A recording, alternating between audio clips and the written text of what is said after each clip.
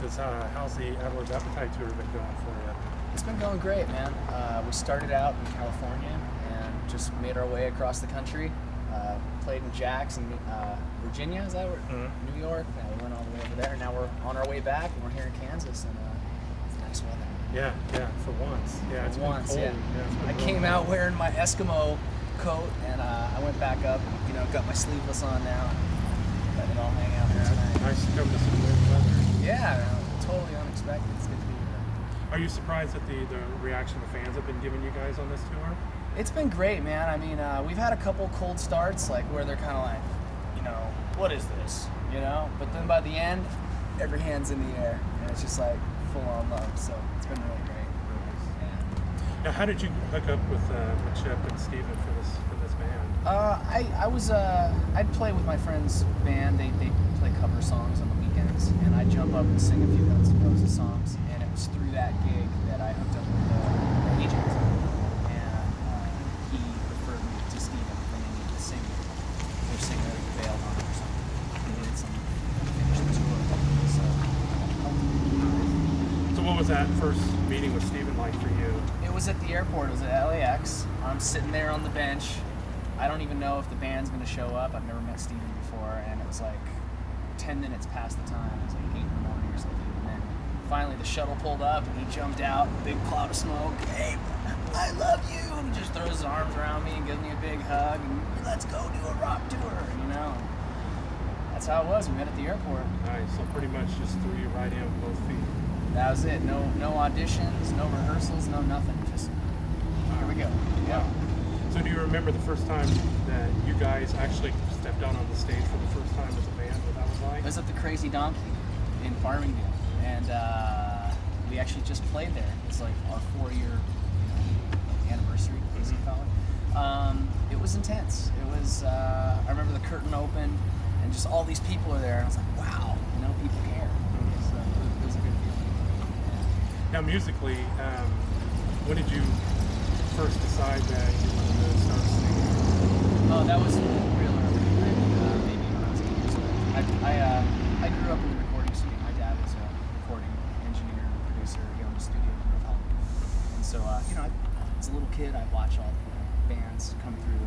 He recorded like Rat, Dokken, Dio, Van Halen. So I saw a lot of these big-time singers actually singing behind the glass. So I'm kind of a little kid just sitting there going, I can do that.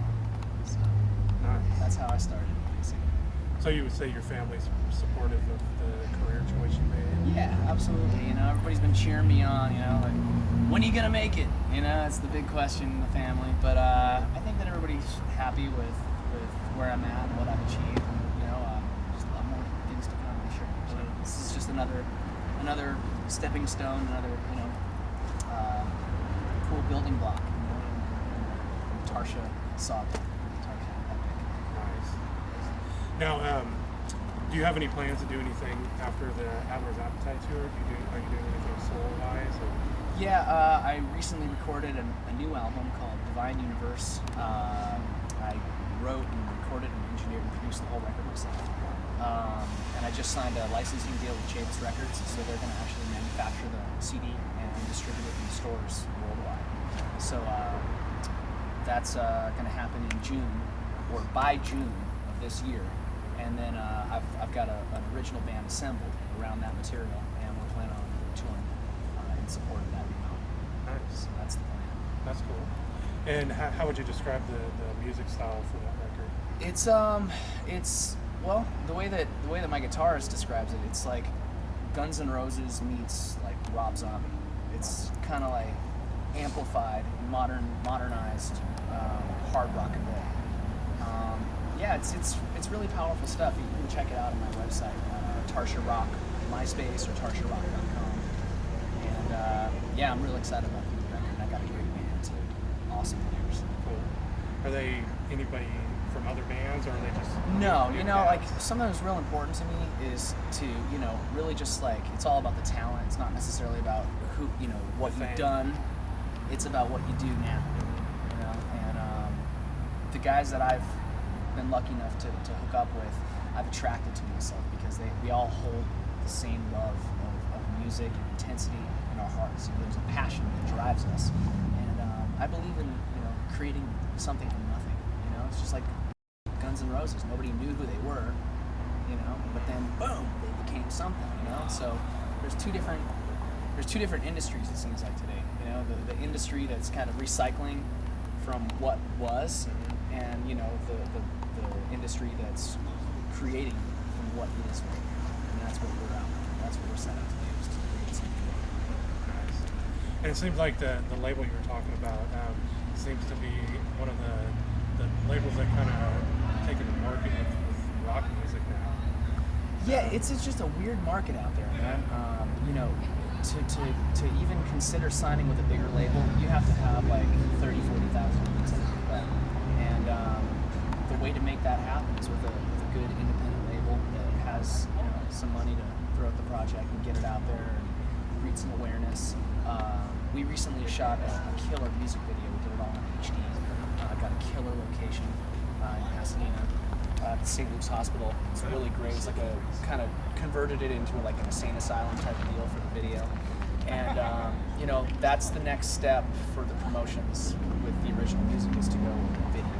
I think that when people see you, they remember you. People have been hearing the songs. Like the record that I put out in 2007, Prophecies, I had a single on the Rock Top 30 charts called Derby. We charted all your heavyweight modern guys. Korn, Cedar, 3 Days Grace, all your, bigger modern. Huge accomplishment. Yeah, it was a big deal. I did it all independently and just administered the songs to the stations. And, before I knew it, several hundred stations were playing it. And, a few of the bigger ones picked it up. And once those big ones pick it up, you're hitting millions at that point. It takes a few big stations, and then all the rest of them kind of, fall in like dominoes. So I got that happening, but I didn't really see a huge influx of record sales. People are hearing the song, people like the song, they're not necessarily identifying who is that band, right? So the next step is video. So we've done a full-scale, music video production to launch the new record.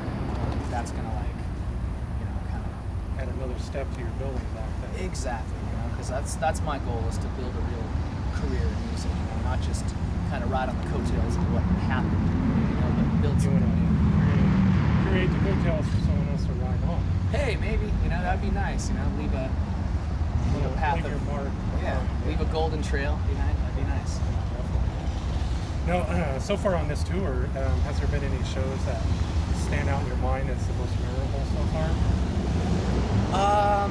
Donkey was a great show. It's a funny name, the Crazy Donkey, but it's a really great venue. And just seeing the faces stacked from the stage to the back wall, and just every hand in the air.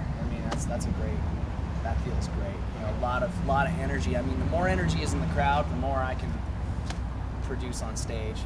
And the band, we've come a long way. Just starting out in rehearsals to where we are now, it's like night and day. So I don't know. Probably the Donkey show, just because it was my first show with Adler. And then having gone so long not playing together, and then to be back on the road, the two of us, be back at the Crazy Donkey and see it filled. The first night we played at the Donkey together, it was maybe like 20% full. This time it was 100%. So that's probably the best thing ever. All right. Well, I don't want to take up too much of your time, but we got plenty of stuff here. Awesome, man. Thanks so much. Hey, what's happening? This is Tarsha, and you're checking out Mega Metal Magazine. Rock on.